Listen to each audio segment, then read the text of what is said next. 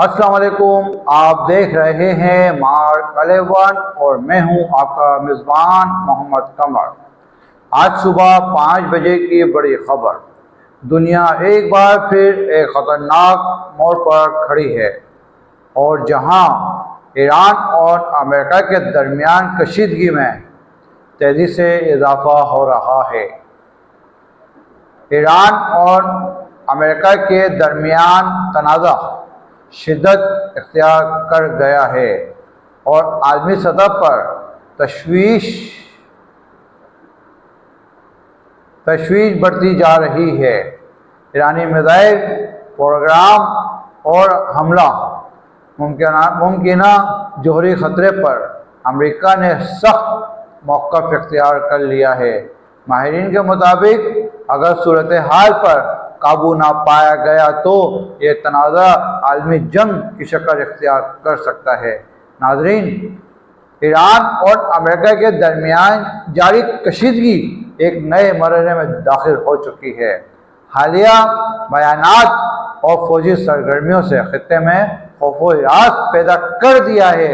ज़राए के मुताबिक ईरान ने अपनी दिफाई सलाहियत को मज़ीद मजबूत बनाने का ऐलान किया है, जबकि अमेरिका भी वादे कर चुका है कि वो किसी भी खतरे के भरपूर जवाब देगा।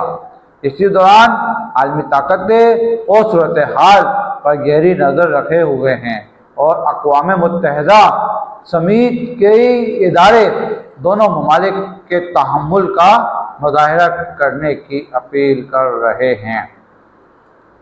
तो नाज़रीन, थोड़ा सा इस पर तज़किया करते हैं।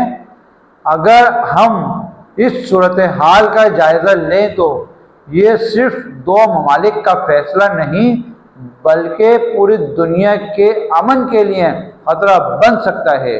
तेल की कीमतों में इजाफा, मैशियत पर दबाव और खित्ते में जंग के खदशात, ये सब आलमी सतह पर असर अंदाज हो सकते हैं।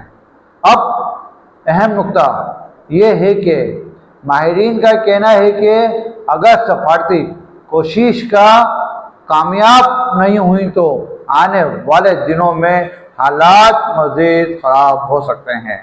नाज़रीन, सूरत हाल नहायत हसास है और हम आपको हर लम्हा ताज़ा तरीन अपडेट फराहम करते रहेंगे।